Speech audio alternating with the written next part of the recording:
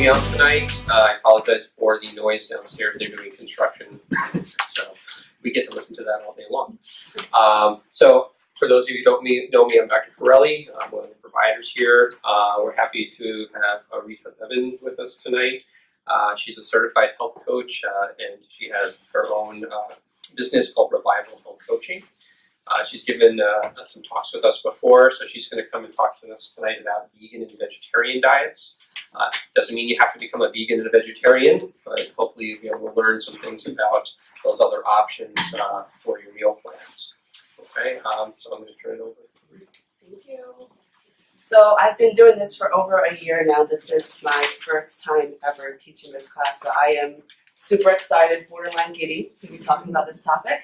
I am a vegan myself, going on 2 years now, and so this is one of my passions. I love talking about this, and just like Dr. Corelli said, it's just to educate you guys simply, and so just open your minds up a little bit. So let's get started. So where to begin in terms of who I am? So I am a certified health coach to the American Council on Exercise. In addition, I'm also certified in childhood obesity, personal nutrition, sports and exercise nutrition, senior fitness, refugee health, urban health, youth and mental health first aid and CPR, and I'm also a kickboxing instructor. Before that, I actually used to work for CDPHP, and I will be going back to work for them shortly. But the reason why I got all of these certifications is because I wanted to be very diverse in my field. This is my passion, as you'll see next. I love doing this. I love health and wellness, and so I want to be able to help a variety of people, which is why I'm here. So the term health coach is relatively new. People have heard of nutritionists, personal trainers, but health coaches, really not so much. So I'd like to take a little bit of time to just explain what a health coach is and what a health coach does. So I tell people that a health coach is basically a combination. It's a combination of a nutritionist, a personal trainer, and a life coach. And that's because we're looking at all areas of your life, not just the food and not just the exercise. I initially wanted to be a nutritionist, but then I know for a fact that when it comes to your health, there's so many things that influences how healthy you are and how you feel, like your stress levels, like your behavior, like your bad habits. So that's the reason why I decided to be a health coach, because again, I wanted to learn about all these different areas of one's life and how I can help them and influence them in that way. So it's described as a combination. We educate and we empower, we motivate and we encourage. We're basically health cheerleaders. You know, we're there with our clients not only just via phone calls, but in between those sessions where they're guiding and helping them in that way. And I have no problem yelling. Please let me know if I need to yell over the sound, because I will. So what we are not, medical professionals, counselors, personal trainers solely, or nutritionists solely. Again, it's going back to that combination of the three, the nutritionist, the life coach, and the personal trainer. But we're not nurses or counselors as well. And I love this graphic here. What this graphic shows is just what a health coach is in general in various areas of the life, like I was just talking about. So we have the food, the stress, the exercise, the sleep, the relationships, the career. All these things incorporate what makes us healthy, what helps us to lead a better and healthier lifestyle. And then just a quick disclaimer talking about health coaching is not intended to diagnose, treat, or prevent disease and whatnot. So my goals and intentions for today, like I mentioned earlier, is just simply to educate you guys. You know, I'm not trying to shame you or force you into doing anything or make you want to be a vegan or vegetarian. It's about changing your mindset, opening your eyes a little bit, helping you to see things a little bit differently, giving you more options when it comes to your health and your eating habits and your eating patterns. So the overview today, we're going to talk about the basics and stats, the reasons and justifications as to why people become vegan or vegetarian, debunking myths, the challenges and obstacles, and then finally, where to begin. How do you start this journey for yourself or for someone else? So let's talk about vegetarianism. There's actually quite a few types of vegetarians out there. There's a lacto-ovo vegetarian, which means that they don't eat meat, fish, or poultry, but they can have milk and eggs. Some people just say that vegetarian is just simply, you can have fish and eggs and whatnot, but there's actually specific categories for vegetarians. The next one is the ovo vegetarian. They can eat eggs, but they avoid meat and dairy. And then the last one is the lacto vegetarian. So they can eat dairy, but they avoid everything else, like meat and fish. So that's the vegetarians. The vegans, a little less complicated. Vegans do not consume any animal products whatsoever. Just none. So no dairy, eggs, honey, which it took me a while to learn that was not vegan as well. Even Jello is not vegan because of the what do you call it, the gelatin. You just can't have that. So nothing that has anything to do with animals is a vegan. And vegan as well as vegetarian as well, it actually incorporates more than just food. So depending on how strong you are in your veganism or even your vegetarianism, a lot of people are activists outside of just, staying away from animal-based food. So that means, they may support staying away from fur, anything that pertains to, animals for accessories. They may be picketing. They're more into the political aspect of veganism outside of just animal products as well. And then they are much less common than vegetarians.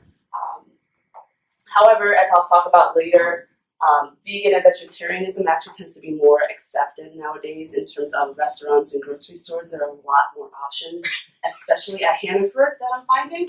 And I'll actually show you pictures of what your options are in stores such as Hannaford in terms of buying these products as well. So looking at the numbers, 6.3 million people are vegetarian and only 1 million are vegans. In Canada, so the first two was in the United States, but in Canada they have seen a 25% decrease in milk consumption. And I was trying to find this in one of my magazines, but I didn't put it up here because I didn't have the exact number. But one of my vegan magazines stated that last year there was about a $5 to $6 billion loss in the milk industry in the U.S. itself, because a lot of people are just stepping away from the milk. So, but again, I didn't have the exact numbers and the exact stats, so I just didn't put it up there. But I know it was around that number. And it's been more accepted, like I mentioned earlier, in the restaurant industry. So nowadays, you can actually find more veggie burgers in the menu or more meatless options. I find that this is more particular up north in Saratoga. I live in Clifton Park, and so I tend to do a lot of my shopping up in Saratoga because of the population up there seems to be more vegan and vegetarian. So when I go out to a restaurant, they most likely have an option for me on the menu. And so I, of course, tend to always look ahead in advance to see, what my options are before I go there, and I do tend to find that the Saratoga region will have more options. However, supermarkets like Hannaford, Whole Foods, Honest Way Co-op, Greater Grocer in Clifton Park, they have a lot more options as well when it comes to this type of food too. So that's really, really good and reassuring. So where do we begin in terms of, being vegan and vegetarian, and how am I going to explain this to you guys today? So the best way for me to do this is to talk about it in terms of my journey and others' journey and how they started out as being vegan and vegetarian. So, we have the journey in terms of the how, we have the reasons, the why, and then the reasons are broken down into health, animal rights, political, environmental, and worldwide. So when I speak with other vegans and vegetarians, and even looking at my own self, these are the reasons why many of them become vegans or vegetarians. For me, that's usually one of the top 3 questions I'm asked, and it's really all of these reasons as to why I became a vegan. But initially, it actually started off with the health, and I'll go into that more detail. But usually when you ask a vegan or vegetarian, some will actually say that they were inspired by someone that they knew that was a vegan or vegetarian, and some will list these reasons out for you as well. So talking about it in regards to health, right? So why do people become vegan or vegetarian in regards to health? For me, it started off with my husband. He had IBS 2 years ago. And because of that, there was a lot of sensitivities that he had, and a lot of food that he had to cut out, and that included dairy. So my journey started off with steps, and I tell people all the time that when you are looking to make a transition or to make a big change, such as being a vegan or vegetarian, it's definitely possible to stick with it if you just jump right in it and do it. But for me, I just find that it was a lot easier for me to do it in steps. So because he had IBS, we had to cut out the dairy. So he couldn't eat dairy, so I decided not to eat dairy myself. And that was when the ball started rolling. I started to do my research on the dairy. And then I started to do more research on animals. I started to do more research on health and the environment. And that was really what got it going. So it started off with the dairy, and then eventually I incorporated more vegetables, more smoothies, more plant-based foods. And then eventually I started to read more about the political side and the environmental side of it. So it was just more in steps and one step at a time. It definitely made it easier for me in that I was not a person that ate seafood anyway, so that was already gone out the window. But in terms of the meat, that was a slow process as well too. For him, I won't say that he's vegan. I'll say that he eats plant-based foods 90% of the time. The other 10% is when we go out. He just can't resist having chicken parm once in a while, which is okay. But he no longer has IBS. He no longer has high blood pressure. I've been a vegan for 2 years. It took him 1 year to come with me and be a vegan as well. So in that 1 year, I was making 2 meals, which is perfectly fine. And it's not my personality to do this anyway, but I just thought that it's best for him to see how I did it first and to see that, hey, the food that I'm eating is actually pretty good. Or, hey, I'm not thinning out or losing weight or my hair's not falling out, that it's okay. His biggest concern actually is the weight loss. He does construction and carpentry. He's a project foreman, so he's outside, he's walking around. And at the time, too, he was lifting weights, so he wanted to get bulky. He was like, there's no way that I'm going to be a vegan and lose weight and not have any energy for the day. I said, that's really not the case. All you do is you just adjust your protein and just look at what you're eating and make it work. But he just didn't do it for a whole year. And his symptoms got a lot worse. So he was almost kind of forced into, this type of lifestyle. But since being a vegan, he's actually saw a quicker and greater increase in his muscle build. So he was able to build muscle a lot more quicker. His energy has been up a lot, so he feels a lot more better energy-wise. When people ask me what the biggest changes that I saw when I became a vegan, I don't say it was energy or it was my health or it was my weight. And that's because at the time I was pretty much in shape, so I didn't see a difference. But what I did see a difference was myself internally. I changed spiritually.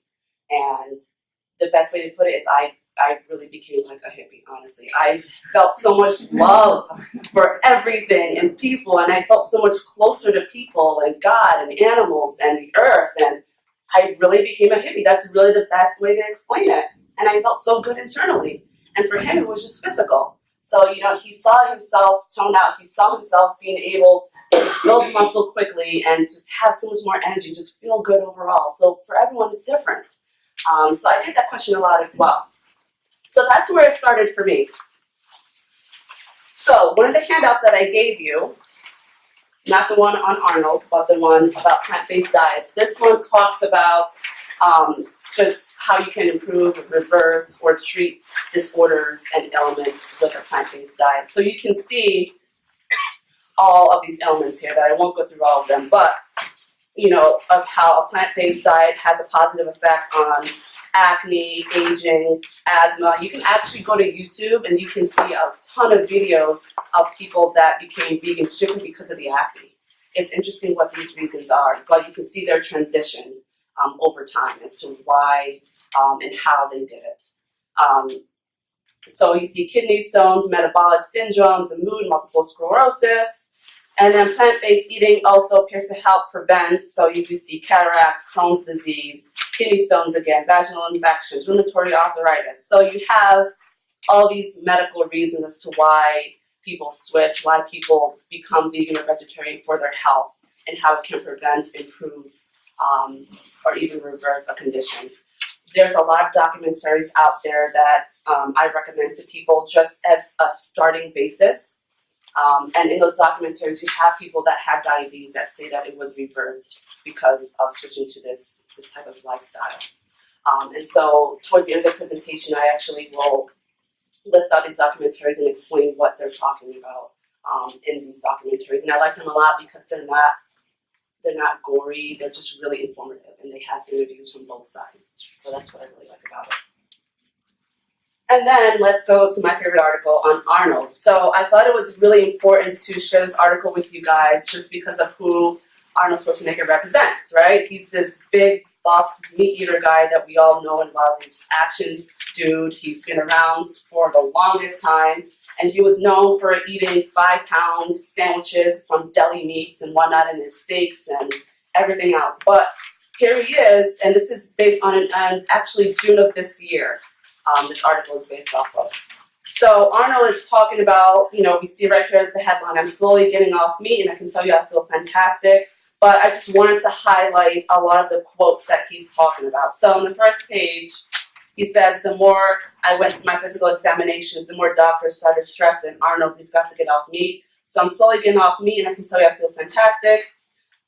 Less meat, less heat, more life. What he's talking about here in this quote is you'll find a lot of vegans that are called raw vegans. That means that they either don't eat any food that's cooked, or they don't eat any food that's cooked above a certain temperature. So that's really extreme. I will tell you, I don't think I could ever do that. I love my pasta too much. So, but that's what he's referring to. And studies have shown that there are some produce and some vegetables that are better off just eating raw. But I just think that it's a little too extreme. I don't know. Not for me though.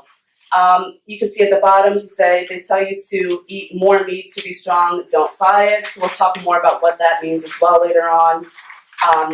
Down towards the middle of the page, he says, if someone already has heart disease or a plague, I will always recommend dietary change and exercise. Heart disease has killed more people in the U.S. than any other disease since the Spanish flu epidemic. I tell them they don't have to be one of those stats. And in one of, I don't have the trailer, but in one of the documentaries that I will be talking to you guys about, if you watch the trailer talks about how before the Western diet was introduced in Asia and India, heart disease and cancer did not exist. And that was before the Western diet was introduced. And I believe that's in the documentary called Forks Over Knives. So it's just pretty interesting, in what you learn in these documentaries. But most of all, I just thought it was really eye-opening to hear Arnold himself talk about these plant-based diets as well. And then high cholesterol, I meant that to say for vegetarians. So some vegetarians have actually been diagnosed with high cholesterol because of the eggs. We all know that eggs, even the yolks especially, can lead to high cholesterol if you eat a lot of it. So some vegetarians do have that risk as well when eating eggs. So another reason why people change to this lifestyle is for animal rights. My initial stance. So when I first became vegan, I thought to myself, okay, I will be a vegan unless I know where my meat is coming from. If it's coming from a farm, if it's coming from a local place, if I just know the name of the farm at least, then I will do this and I will continue to eat meat only on those conditions. Otherwise, I will be a vegan. It never worked out. Once I became a vegan, just everything in me changed, and I just didn't want any part of it anymore. But animal rights is one reason why people become vegan, just because of the cruelty and the issues and what's going on in the animal world when it comes to these farming factories. So one of the documentaries called Food Inc., I'll talk about that later on as well, just investigates these farming industries, basically. It's just what is going on behind the scenes. It's a view of food as an Inc., an incorporation, a business. And so it's not gory at all whatsoever. They do show scenes inside of the actual factories and what they look like, but it's very eye-opening. And so, a lot of vegans and vegetarians don't support what's going on in this type of industry, and they, are completely against it. And so when people ask me, how they can be more educated about it, I always tend to gear them towards watching that documentary so they can be just more informed simply. And what's interesting about it is they touch on mad cow disease or E. coli, and they say, where did this come from and why did this happen? Well, it's because of the farming conditions, and so that's what I like about that documentary. It talks about it a little bit more in depth. A lot of vegans and vegetarians will use the words household pets to explain as to why they don't eat meat. So just say, if you don't see your dog or your cat as food, then how can you see other animals as food? So that's one reason, or one explanation as to why they do what they do. Accessories, so, mink fur, fur coats, fur scarves. Again, standing up against that as well. And then, like I mentioned earlier, just an internal change that I had within me that just didn't really want anything to do with me whatsoever. And the more that I learned about it, the more that I educated myself about it, the stronger that I became on my stance. So I was going to show a video about antibiotics, but the volume's not working. But I'll just explain it. So what this video is, it's a UK news station, but they are filming something that happened in the United States. It's very interesting. But what this 2-minute video shows is just a farmer at a factory farm just discussing the farming conditions, basically. And what he's saying is that, you have eggs and you have chicken that states that it's cage-free. And people tend to automatically think that it's better. However, the cages, there's no cages, but the chickens are so tightly packed together that there's no possible way that they can't be in a disease at all, because they're in their own feces and they don't have really any room at all to even move around. The video talks about mislabeling. So you may see on eggs or meats no hormones or no antibiotics. And he states that that's been around since the 70s. That's just a gimmick to make you think that the meat is better for you. And what's interesting is that there are tons of chemicals that work the same way that an antibiotic or a hormone does, but it's just not really technically labeled as an antibiotic or hormone. So he's talking about the misleading ways that the industry or the incorporation in these food businesses, how they mislabel or mislead the public into thinking that this meat or this food is better for a lot of people. And this is one of the things that kind of, again, led me to just really staying on my path and on my journey, just educating myself a little bit more about it. And then you have the political reasons. So a quote that is actually stated in the last video as well is that you control the food and you control the people, right? So maybe it's just the rebel in me, but for me, being a vegan is just one of my ways to fight back. I tell people all the time when I'm teaching a class on lifestyle change or when I'm teaching a class on food and fitness myths, that when it comes to your health, that it's really not about your health, it's about your money. It's about getting you to try to buy the product over and over again. And that's one of the things that really frustrates me as a health coach, is that I see so many people that are generally trying to do well for themselves, trying to go out and buy the diet soda or the sugar-free cookies or, the reduced sodium this, reduced fat that, when ultimately it's really bad for you. And there's a lot worse things in those ingredients for you. And so, the battle for your health is truly a battle against the big business. And so I feel like, being a vegan is just one of my ways to fight back against that. I tell people all the time as well that, you can't really be chemical free. You can't really be pesticide free. You can't prevent 100% of that, but you can try and you can be educated about it at least and make an educated decision on what you're doing and what you're eating. And so that helped me as well. So environmental and worldwide. So looking at the impact of veganism on the environment. 56 million acres of land is used for animal agriculture. So 56 million acres is used for housing cows, pigs, and whatnot, and only 4 million for produce. So a huge difference there. 4,200 gallons of water is used to produce meat, while only 300 is used to produce plants. That means vegetables and whatnot. And then the impact of veganism on world hunger. So we produce enough calories to feed 10 to 11 billion people worldwide, but the majority of that goes to the animals. So 160 more land, water, and fuel is used for people that eat meat. And then this next one is quite interesting as well. 1 acre of land produces 250 pounds of beef, whereas 1 acre of land produces 50,000 pounds of tomatoes and 53,000 pounds of potatoes. So it's a vast difference in regards to how we are using our resources in the land. One of the documentaries that I'll talk about later on is called Cowspiracy. And Cowspiracy talks about this exact issue right here. The impact of just animal agriculture on the environment, on greenhouse gases and whatnot. And so I'll be talking about that later in the presentation as well. So let's talk about debunking myths. So there's a lot of myths out there. And usually when people say that they're going vegetarian or vegan, the number one question is usually about the protein, right? That's, at least for me, that's the number one question. Second one's probably, what do I eat? And then the third one is, do I miss anything? But the number one is usually, where do I get my protein?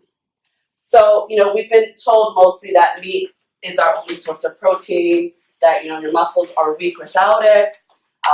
Like I mentioned earlier, I'm a kickboxing instructor, and I have, not to toot my own horn, but my biceps are just, amazing. There's a quote that says, I would flex for you, but I love my shirt too much. But, growing up, I believe this as well, too. I definitely believe this as well growing up. And I will say that I never saw myself doing this, by the way, either being a vegan. And again, we're usually told that, or, have it in our minds, and I know I did, that vegans and vegetarians are usually malnourished, that there's no way that they can get enough calcium, enough protein, enough nutrients. However, this is by the USDA themselves. Protein needs can easily be met by eating a variety of plant-based foods. And in addition, I have a ton of infographics that I want to show you guys. So this first one states, and 6.4 grams of beef, right? In 100 calories of beef, there's 6.4 grams of protein, and 100 calories of broccoli is 11.1 grams of protein. And this next one gives you a little bit more detail into the percentages of protein makeup in all the produce and fruits and vegetables and whatnot. So, we have tomatoes, 18% protein. Cucumbers, 24%, cauliflower made up of 40%, mushrooms, kale, broccoli, spinach, and then I like on the bottom here, you can compare it to meat products. So you have beef, 25.8% protein, chicken made up of 23% protein, and eggs made up of 12% protein. So you have all these options here of where you can get your protein. Not only that though, these vegetables here and the fruit, and that some cucumbers are actually a fruit technically. But these fruits and vegetables, they also provide much more nutrients besides the protein. You can get your calcium, you can get all of your vitamins through these as well too. So, but I just like how this graphic just simply breaks it down in terms of the percentages and the meat and comparing it to the meat and whatnot. I do a lot of smoothies and shakes, and in that I do put a lot of my spinach, my cucumbers as well. My husband takes wraps and bean salads to work every day. So in his wraps, he'll have spinach, he'll have cucumber, he'll have tomato, he'll have green pepper, and he'll have hummus. In his bean salad, he'll have just a variety of beans. So he'll have, kidney beans, white beans, pinto beans, and then he'll throw some green peppers as well. And then he'll dress it up with some red wine vinegar, a little bit of olive oil, and then some spices as well. And have that for lunch every day in addition to a protein bar and some peanut butter. And he is very, very full. He can't really finish his lunch actually most of the time. So since becoming vegan, I've actually met my needs much more easier. My protein needs way more easier. I love to snack. I snack on a regular basis. So when I snack either on peanut butter or roasted chickpeas. And I do not kid you, and I do not exaggerate when I say that I go through about 10 cans of chickpeas a week. Because I'm such a snacker. And I'm a crunch fiend, so as opposed to reaching for the chips, I reach for the roasted chickpeas. And I got that recipe from Pinterest, lo and behold. But I love the roasted chickpeas because, again, that's your protein content, and there's tons of nutrients in there, but it's a bean. But I roast it, and sometimes I'll toss it with maple syrup or brown sugar and caramelize it in the oven, and then it's like cereal on steroids, honestly. But it's good for you. So I usually snack on a mix of beans, protein. I'll have a homemade protein shake or protein bar. So I'm constantly snacking throughout the day, constantly getting what I need, constantly keeping my metabolism going, my metabolism moving. So once again, using your resources is extremely important. So sticking to, Pinterest, like I mentioned. When you shop for protein bars, they have a ton of vegan protein bars out now. So keep a lookout for that. Just, make sure that you beware of the sugar content in there as well. Some of them have as much sugar as candy bars, like 24 to 30 grams of sugar. But Hannaford does have a ton of options when it comes to that as well. When it comes to the protein bars too, I highly recommend just staying away from the soy protein bars, the ones that have soy protein powder in it, because soy and whey tend to be cheaply made. That's just, and soy is really, like you mentioned earlier, soy is really not the best. My protein, when it comes to protein powder, I use either brown rice protein, pea protein, or hemp protein. You can find those. I know for a fact that Whole Foods in Albany sells it. I get the majority of my products from online, but I have seen hemp protein powder at Whole Foods, as well as brown rice protein powder. But when you're looking for protein bars, just try to stay away from the soy. Whey is not vegan, whey is made from milk. But just look for anything that has pea protein, brown rice protein, or hemp protein. They tend to be the best for you. So I want to talk about the alternatives. So this picture was taken at Hannaford. So this is cheese. There's a variety of cheese that you can get, but the most popular one, and the one that I like the most, and the one that's least processed, is Daiya cheese. And this is at Hannaford, right in the cheese section. You have cheddar slices and mozzarella slices. They have a distinct taste to it. They taste a little bit like normal cheese, but I think it's delicious. I love it. I use it when I make homemade pizza. I use it for my Italian dishes. But it's definitely helped when it comes to the transition, I guess you would say. So that's at Hannaford. And the reason why I talk about Hannaford so much is because Price Chopper does not seem to accommodate this lifestyle at all. I have not seen this cheese in store. They really don't have a lot of the material or brands that I buy, and it's kind of weird since we come in Market 32 that they would really not up their game. Yes? What's it made of? Tapioca starch. Yeah, tapioca starch. So, other brands of cheeses, I don't know what these are made out of. I know that mine's made out of tapioca starch, but I found this online. The brand's called Follow Your Heart. It's not Daiya, but they have pepper jack, Gouda, provolone, garden herb, more mozzarella, and American slices. So, this is a substitute for almost anything out there nowadays. But this looks like you can buy it online. I have seen this brand, however, in Saratoga. Saratoga has a very small grocery store called Healthy Living that I visit quite often, and I have seen this brand there. Dairy-free milk, so this is the milk that I drink. I drink coconut milk unsweetened. They have a ton of other options now. So this is the milk section, the dairy-free milk section. There's still some dairy milk in here, but you can see that there's soy milk, there's even flax milk, there's soy chocolate milk, there's almond milk, the coconut milk. There's so many different options now to choose from. It's great. But I like to stick with just the coconut milk. It has a very mild coconut taste that I like with my cereal, and it's delicious. But it's just good to see that there's a lot of options out here. And this is the first time that I've ever seen flax milk. I have no idea what that means. I wonder if it's dairy-free, but let me try it later. So other items, I have Earthbound, so this is my butter. Soy-free butter that's made from vegetable oil. Tastes just like regular butter. Over here in the middle is my protein powder, so I use hemp protein powder. My husband uses brown rice protein powder. There's my vegan mayo that's made from safflower oil. It looks and tastes like a regular mayo. I really cannot tell a difference. That's also soy-free. If you do like the soy, you do have soy options, but again, I prefer to be soy-free. So it's pretty good. And this you can also find at Hannaford, the veganese, you can find that at Hannaford. You can also find this at Hannaford as well. In terms of the protein, they have yet to catch up on that. I don't really know what the holdup is, but I know for a fact that they don't have any vegan protein powder yet. Maybe I'm just missing it, I don't know. And Target, believe it or not, has actually some really, really good protein bars that's made from brown rice protein, if I'm correct. So I like going there sometimes to get my protein bars. So some of the foods that I eat on a regular basis, most of this is from Pinterest. So black and bean and corn enchiladas. So I love Mexican food, so I made homemade mole sauce made with vegetable oil, cocoa, tomato paste, and then I rolled it up in some flour tortillas and stuffed it with avocado, black beans, and corn. Again, this recipe I found on Pinterest.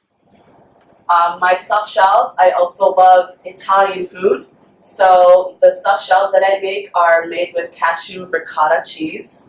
And that again is made by soaking the cashews, putting in a little bit of water, putting it in a blender, and getting that ricotta cheese consistency, and then putting in the basil, the garlic, and the rest of the herbs in it, and then stuffing it in the shells. And it is amazing. It's so delicious. One of my favorites. And then on top of it is the diet cheese mozzarella as well. So this, believe it or not, is not pork. This is made from something called jackfruit. It's an actual fruit. It's amazing. One of the best things about being a vegan is that I am always discovering and learning new things. This tasted so much like a regular meat that I was uncomfortable eating it. It was delicious. The texture, as you can see, is there of pork as well. It was sesame ginger flavored, so it had that Asian taste to it as well. This I found, and I'm going to talk about it again, is the Healthy Living store in Saratoga. It was in a package in the refrigerator section. Right next to it was the barbecue flavor, and then of course making sure that the ingredients are good as well, which they were. So, and you could also make this homemade, but I don't believe any store sells jackfruit. I have yet to see it in store, but this is, I recently just, this is probably 2 weeks old, this picture, and I just knew I had to put in this presentation. My omelet. So, this is not eggs. This is actually an algae. And I bought it from the same place in Saratoga.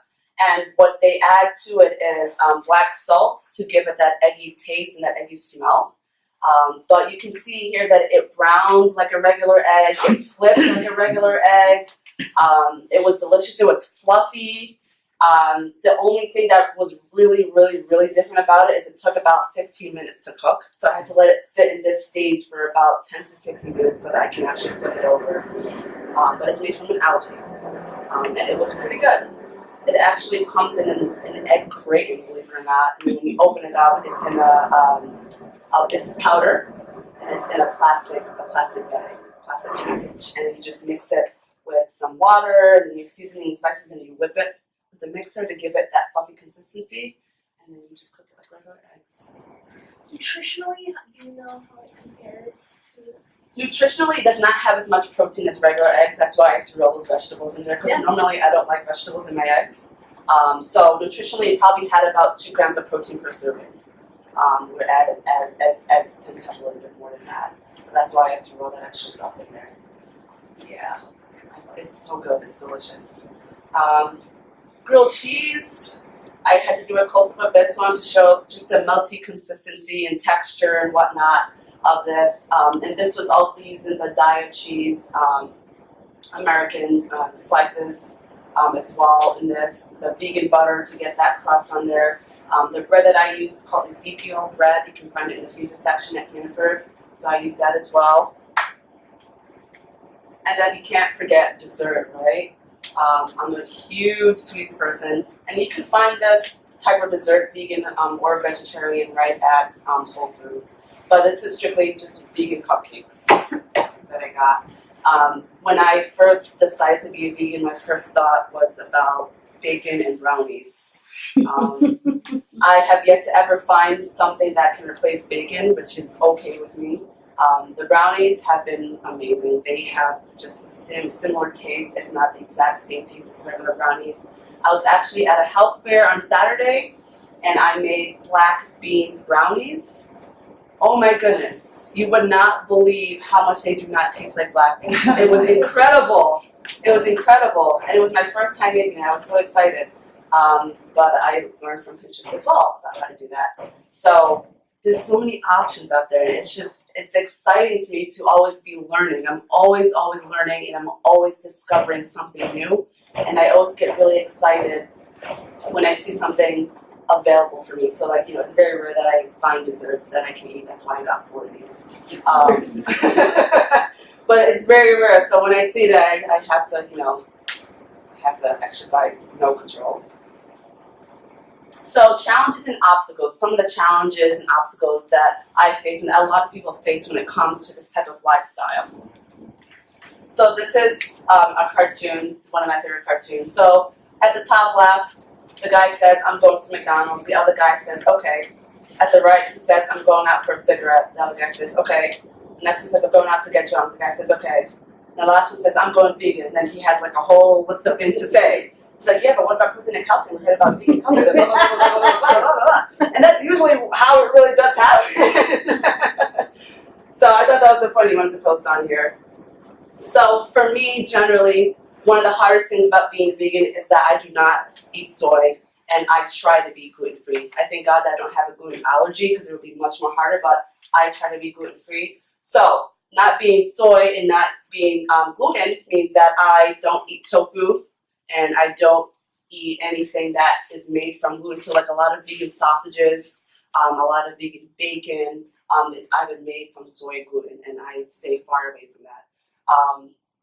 The reason why that is because soy in particular is highly processed. It's extremely processed. It's just not really good for the body. That's number one. Number two, as to why I stay away from soy, is because there's this big company out there called Monsanto. Yeah, exactly. And Monsanto, they're the makers of something that you guys may have seen in the commercials called Roundup, the weed killer. Yeah. Yeah, that's Monsanto. So Monsanto is just basically, they are known for their GMO products. GMO stands for genetically modified organisms, right? Which are extremely horrible. Since the introduction of GMO food, there's been a 700% increase in allergies.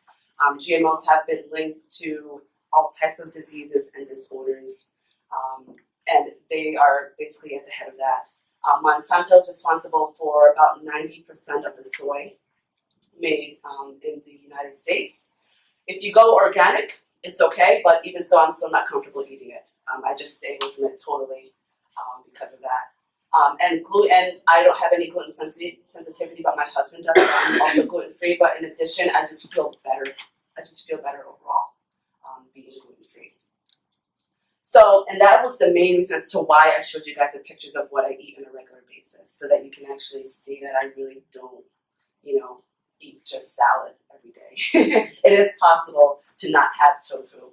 I went to a vegan conference, not a conference, but it was like not a festival either, but there was like a vegan thing that went on in Albany earlier this summer, and they had hot dogs that were just made from vegetables, and I was so excited.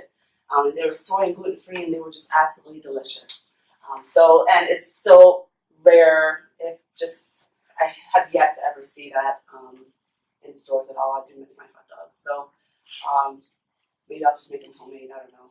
But I love hot dogs and beans on the side. So eating out, which is not really a surprise, is an obstacle as well too. When it comes to the gluten-free side, I do understand that, grills are going to be, mixed in terms of gluten-free and non-gluten-free and whatnot. So I do understand that. When it comes to just being hungry overall, the spur of the moment hunger, I have to think about every single thing. So I have to make sure to ask all the right questions and to really just plan ahead. It's all about planning ahead. And if worst comes to worst, I have, usually a bag of chickpeas with me or a granola bar with me. So if I'm usually hungry at the spur of the moment, I either just have fries or I just deal with it or have some chickpeas. Family understanding is still a little bit hard 2 years later for my family to really understand, what I eat and what I do, particularly around this time of year with Thanksgiving. So, sometimes my husband's mom will just say, how about you guys just bring over, your loaf and then everything else is good. But then I'm just like, but what are you putting in the mashed potatoes? How are you making the desserts? So I just feel like I'm constantly trying to explain to them, how it is and how it works, because basically we have to stay home for Thanksgiving unless I go over there and make everything there, but it's been tough, honestly, it really has been. But when I cook for them, they like it. They like it, and which is good, because I just like them to just see a little bit of my world and what I experience on a daily basis. So, but it's still something that we're working on. I get this all the time. I could never do that, and I tell people I never thought that I could be a vegan. I would think the same exact thing. I could never do that as well, but it's all about taking those steps and incorporating the small things at a time, which I'll talk about later on as well. And a lot of people tend to think that I forgot what real food tastes like or what good food tastes like. Like they say something like, you think that tastes good because you haven't had, real food in a long time, or blah, blah, blah. And I'm just like, what are you talking about? Like, I love food. I actually love food so much more now than I did when I was not a vegan. I appreciate it more. I eat a lot more. And so it's just interesting, just the type of things that, that people will say, but you have to understand that I used to be the exact same way, and that they just don't have the background in terms of, what I've been reading, educated on. So you have to get into that mindset that people think differently for a reason. So when it comes to this type of lifestyle, where do you begin? And I'm going to say it again, it's really all about steps. Like I mentioned at the beginning though, it's definitely possible to just jump into this, and be okay, for sure. But at the same time, I think it's possible, I think it's better to just do this in increments of steps. Oh my goodness! I think if I stopped it here. So I encourage you to look at what you already have. I tell people all the time that you probably eat something vegan every day, like an apple, like fruit, like, a side of vegetables. You probably have something vegan every single day. So just rethinking, what you have in your pantry, what you have in your fridge, and looking at it again, So most likely you really are eating something vegan, but you just haven't really thought about it in that way.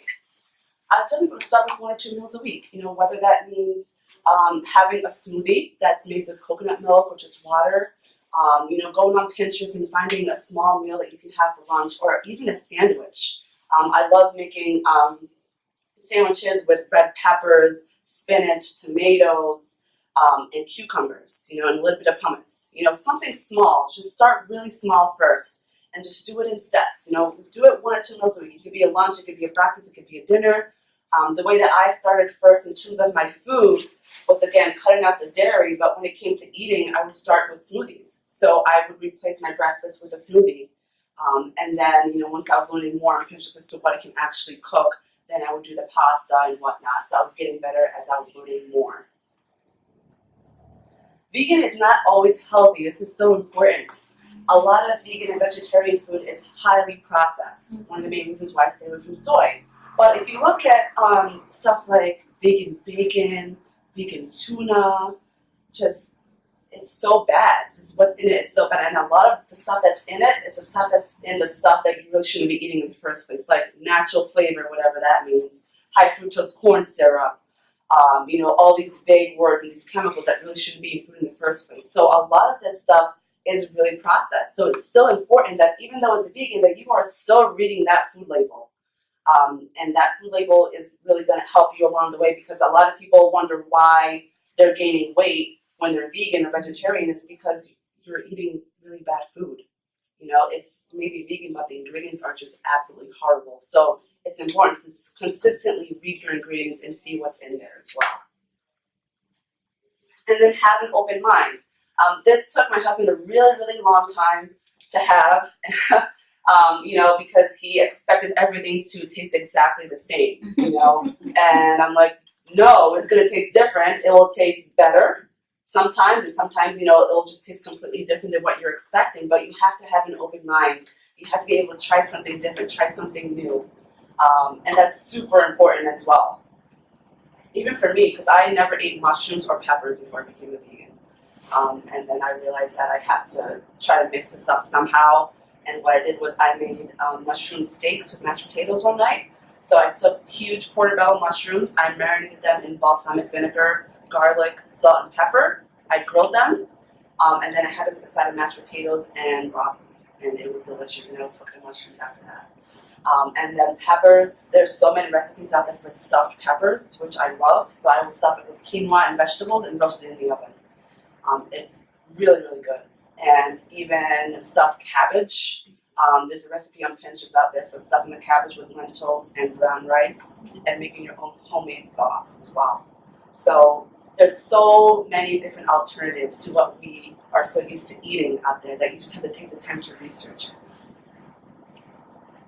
And then there it is, do your own research. So not only when it comes to food, but when it comes to why this lifestyle is good in general. Any questions that you may have, it's okay to ask. It's okay to look into it. Not just with your food, but with why, this lifestyle is good for yourself or for someone else. Continue to be educated on it, because I myself am constantly learning, like I mentioned earlier, not just with food, but with everything in general. That's what I love about it. I love to learn. I love learning all the time. So doing your own readings, and then, watching documentaries. As I'll talk about next, there's so many available out there on Netflix, YouTube, Hulu even. So this is the one I talked about earlier, Food Inc. So Food Inc. is a great starting basis for anyone. It's not boring like I mentioned earlier. It's just really informative. It has stories of farmers, of regular people like you and I, and just talking about the food industry as an industry and as a business. It's so informative. It's wonderful. One of my favorites. And like I mentioned, it's a great starting basis for anyone. This one I talked about earlier, Cowspiracy. So, and this I pulled exactly from the website. So based on the website, it states that animal agriculture is a leading cause of deforestation, water consumption, and pollution. It states that it's also responsible for more greenhouse gases than the transportation industry, and it's a primary driver of rainforest destruction, species extinction, habitat loss, topsoil erosion, and ocean dead zones. And then it talks about the refusal of these industries to address it or fix it. So what I like about this is that it brings to mind something that I've been thinking about a lot, in these past 5 years or so. There's so much talk about the environment and about climate change. Just talk. But what's actually being done about it? And why isn't there something being done about it? This documentary talks about that. And that's one of the things that frustrates me so much, especially when I watch the Weather Channel. They're talking so much about this, but where's all the action? There's no action. Why is there no action? So this explains it. And again, most of this really does lead back to money, unfortunately. But this is another great documentary that I recommend. And then What the Health? So this one talks about the impact of animal foods on health in the community in general. All research-based evidence investigates the connection between the pharmaceutical, the medical industries, the health organizations, and even the government. So let's talk about celebrities that are vegans. So we have Al Gore. The reason why he did it was for health. Rosie O'Donnell, she had a small heart attack, so that's why she became a vegan. Ellen DeGeneres, she did it because she was against the mistreatment of animals. Usher, well, actually not because he's no longer a vegan, but he initially was for health benefits. Alec Baldwin, concerned for the planet and for his personal health. And Bill Clinton, he wanted to reverse the coronary artery disease as well. And he currently is still a vegan. He just recently did an interview about it too. So I always like to show this as well, talking about the different people in the celebrity world that are vegans. And then one of my favorites, however, is this guy, David Carter, who is known as the 300-pound vegan. He's a football player. He's actually recently retired from the Arizona Cardinals. And he became a vegan after watching a documentary called Forks Over Knives that I mentioned earlier. This one is also very informative too. It's kind of like Food Inc., talking about the link between the food and disease and the pharmaceutical companies. But I thought he was an awesome example as to how you will not wither away as a vegan. And one of the things that he talks about in the article is that, when he was watching the documentary, he asked himself, some of the biggest and strongest animals in the world, like the gorilla, don't eat meat. And yet they're more powerful than us. They are strong and, they're healthy and they're these great animals. And so, he talked about that in the interview as well. So he's another great example for you guys that I also wanted to show.